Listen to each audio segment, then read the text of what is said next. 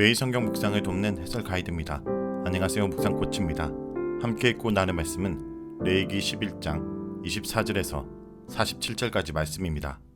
먼저 24절에서 28절 읽겠습니다. 이런 것은 너희를 부정하게 하나니 누구든지 이것들의 죽음을 만지면 저녁까지 부정할 것이요 그 죽음을 옮기는 모든 자는 그 옷을 빨지니 저녁까지 부정하리라.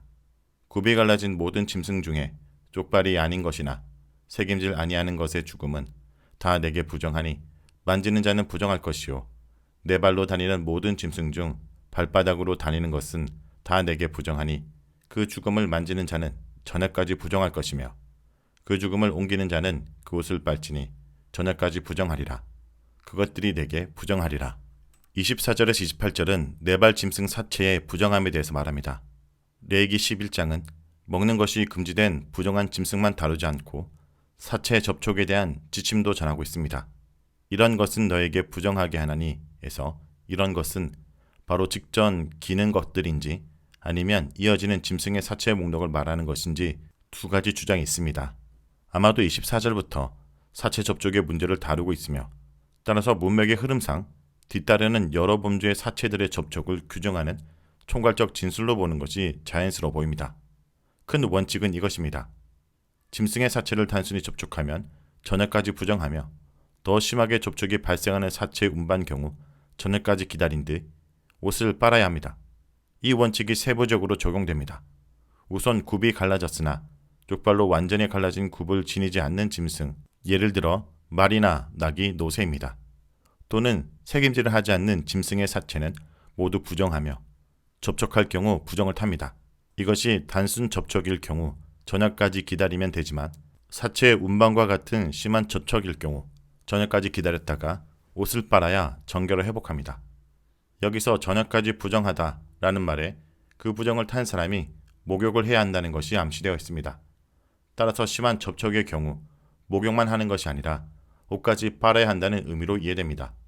그 원칙은 네 발 짐승 중 발바닥으로 다니는 짐승의 경우도 마찬가지입니다. 이때 목욕을 하고 또한 옷을 빨아서 저녁까지 기다린 것이 아니라 저녁까지 부정한 상태가 유지되다가 비로소 목욕을 하고 옷을 빤 뒤 정결한 상태로 복귀되는 것으로 보아야 합니다. 다음은 29절에서 38절입니다. 땅에 기는 길짐승 중에 내게 부정한 것은 이러하니 곧 두더지와 쥐와 큰 도마뱀 종류와 도마뱀 부치와 육지의 악어와 도마뱀과 사막 도마뱀과 카멜레온이라. 모든 기는 것 중 이것들은 내게 부정하니 그 죽음을 만지는 모든 자는 저녁까지 부정할 것이며 이런 것 중 어떤 것의 죽음이 나무 그릇에든지 의복에든지 가죽에든지 자루에든지 무엇에 쓰는 그릇에든지 떨어지면 부정하여지리니 물에 담그라. 저녁까지 부정하다가 정할 것이며 그중 어떤 것이 어느 질그릇에 떨어지면 그 속에 있는 것이 다 부정하여지나니 너는 그 그릇을 깨뜨리라. 먹을 만한 축축한 식물이 거기 담겼으면 부정하여질 것이요 그 같은 그릇에 담긴 마실 것도 부정할 것이며 이런 것의 죽음이 물건 위에 떨어지면 그것이 모두 부정하여지리니 하덕이든지 하로이든지 깨뜨려 버리라. 이것이 부정하여져서 너에게 부정한 것이 되리라. 샘물이나 물이 고인 웅덩이는 부정하여지지 아니하되 그 죽음에 닿은 것은 모두 부정하여질 것이요 이것들의 죽음이 심은 종자에 떨어지면 그것이 정하거니와 만일 종자에 물이 묻었을 때 그것이 그 위에 떨어지면 너희에게 부정하리라. 29절에서 38절은 8가지 기는 동물의 사체의 부정함을 말합니다. 아마도 당시 이스라엘의 자연 환경 속에서 가장 쉽게 접했던 8가지의 기는 습성을 가진 짐승과 6가지 도마뱀 종류가 나열됩니다. 이것들의 사체도 부정을 유발하며 접촉할 경우 저녁까지 부정해집니다. 만일 어떤 물건의 사체가 떨어지면 이 경우 그것을 즉각 물에 담가 저녁까지 기다려야 합니다. 저녁이 지나면 비로소 정결해집니다. 이런 물건들은 흡수력이 없는 나무 그릇이나 의복, 가죽과 같은 것들입니다. 그러나 진흙으로 만든 물건들, 예컨대 질그릇이나 하덕 혹은 하루와 같은 물건들은 재료가 흡수력이 있기 때문에 부정한 것들이 접촉하면 물에 담그는 것이 아니라 즉각 깨트려야 합니다. 그런 용기에 어떤 음식이 담기든 부정을 타고 거기에 담긴 물이나 술 같은 액체들도 마찬가지로 더럽혀집니다. 물이 계속 솟는 샘물이나 아마도 물이 순환되고 있는 웅덩이는 짐승의 사체가 담겨도 더러워지지 않습니다. 그러나 그 안에 담긴 사체를 접촉하는 것은 무엇이든지 부정을 탑니다. 짐승의 사체가 어떤 종자에 떨어질 때는 아무 문제가 없는데 종자에 물이 묻어있는 상태로 사체가 접촉되면 더럽혀집니다. 틀림없이 물을 매개로 그것이 오염된다는 관념이 작용하고 있다라고 보아야 합니다. 다음은 39절에서 44절 읽겠습니다. 너희가 먹을 만한 짐승이 죽은 때 그 죽음을 만지는 자는 저녁까지 부정할 것이며 그것을 먹는 자는 그 옷을 빨 것이요 저녁까지 부정할 것이며 그 죽음을 옮기는 자도 그의 옷을 빨 것이요 저녁까지 부정하리라. 땅에 기어다니는 모든 길짐승은 가증한즉 먹지 못할지니 곧 땅에 기어다니는 모든 기는 것 중에 배로 밀어 다니는 것이나 네 발로 걷는 것이나 여러 발을 가진 것이라 너희가 먹지 말지니 이것들은 가증함이니라. 너희는 기는 바 기어다니는 것 때문에 자기를 가증하게 되게 하지 말며 또한 그것 때문에 스스로 더럽혀 부정하게 되게 하지 말라. 나는 여호와 너희 하나님이라. 내가 거룩하니 너희도 몸을 구별하여 거룩하게 하고 땅에 기는 길짐승으로 말미암아 스스로 더럽히지 말라. 39절에서 44절은 자연산 짐승과 기는 짐승의 섭취를 금지하는 내용입니다. 먹을 수 있는 가축이라 해도 그것이 여러 가지 이유로 자연사를 하면 그 사체를 만져서는 안 됩니다. 만일 그것과 접촉하면 마찬가지로 저녁까지 부정을 타고 아마도 목욕을 한 뒤 정결을 회복해야 할 것입니다. 하지만 만일 그것을 먹거나 사체를 운반했을 경우에는 목욕에 더하여 옷을 빨아야 했습니다. 여기서 자연사한 가축의 사체를 먹는 것과 운반하는 접촉이 동일한 활동이라는 것이 나타납니다. 그렇다면 비상사항에서는 그런 가축을 먹고 단순히 저녁까지 부정한 상태로 있는 것을 각오했을 것으로 추론됩니다. 하지만 개나 돼지와 같은 부정한 짐승을 먹는 경우 어떤 처벌이 내려지는지 레위기 11장뿐 아니라 율법은 침묵하고 있습니다. 그것은 당연히 매우 중대한 범죄 행위였고 따라서 사형이나 제명 같은 중벌이 처해지기 때문일 것입니다.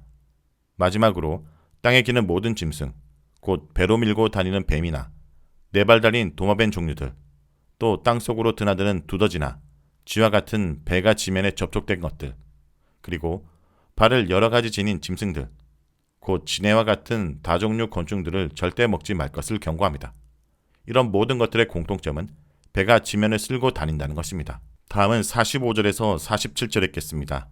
나는 너희의 하나님이 되려고 너희를 애굽 땅에서 인도하여 낸 여호와라.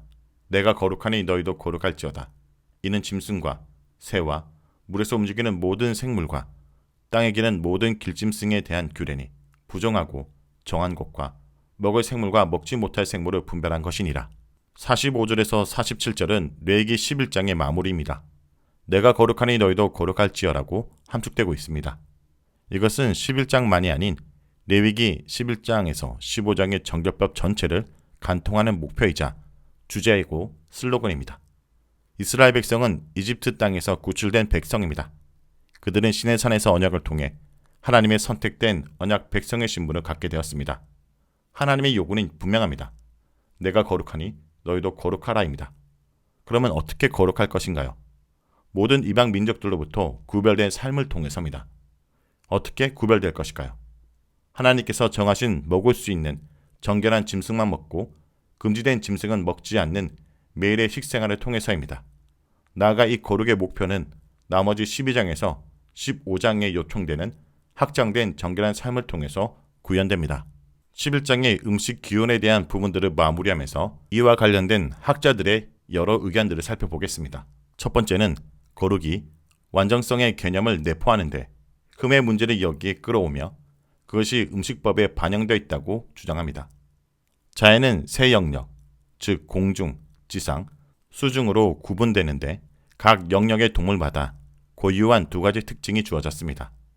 그것은 각자의 영역에 맞는 적합한 신체 구조와 이동 방식입니다.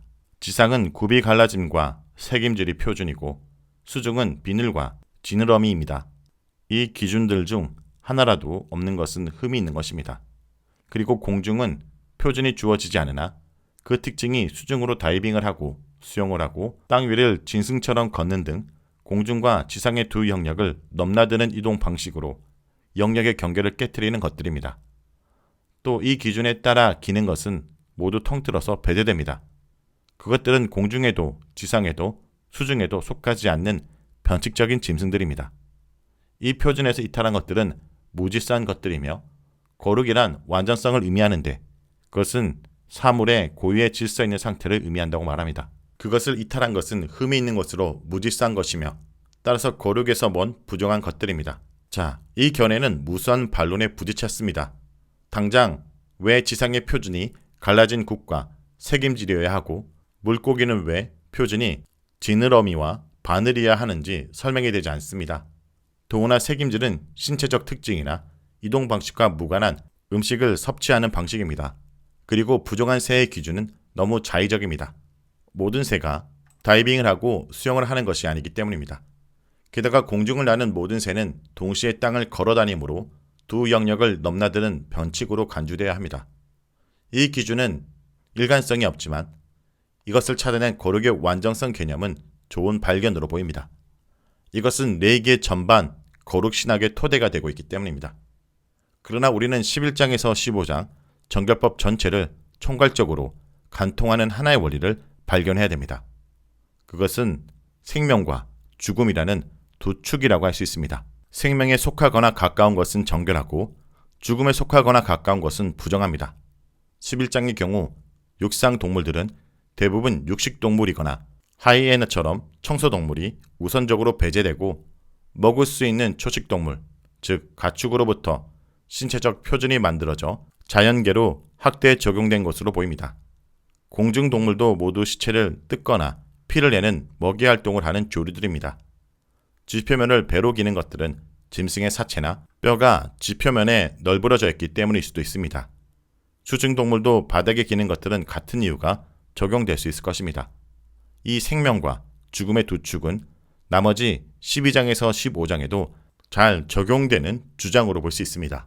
자, 여기까지가 레위기 11장 24절에서 47절까지 말씀입니다. 오늘 말씀을 통해 우리는 무엇을 묵상하고 적용해야 할까요? 우리는 삶 가운데 가까이 할 것과 멀리 할 것을 잘 분별해야 됩니다. 이스라엘 백성의 거룩의 근거는 하나님의 거룩하심입니다. 그분이 어떤 피조세계로부터 조종과 통제와 이용의 대상이 되실 수 없는 절대 타자이신 것처럼 그분의 백성 역시 하나님 말고 다른 어떤 우상이나 이방 민족들로부터 이해관계를 위해서 사용되거나 영향권 아래 있어서는 안 됩니다. 이스라엘 백성들은 모든 이방 민족들로부터 구별된 삶을 통해서 하나님께서 정하신 먹을 수 있는 정결한 짐승만 먹고 금지된 짐승은 먹지 않는 매일의 식생활을 통해서 하나님께 속한 백성임을 증명해야 됩니다. 그리하여 그들은 정함과 부정함의 기준으로 가까이 할 것과 멀리 할 것을 분별해야 했습니다. 오늘날 우리의 삶도 마찬가지입니다. 오늘 우리도 세상과 전혀 다른 가치관과 삶의 목표와 삶의 방식을 통해 전혀 다른 주인을 모시는 자녀라는 것을 잘 분별함으로 보여줘야 할 것입니다.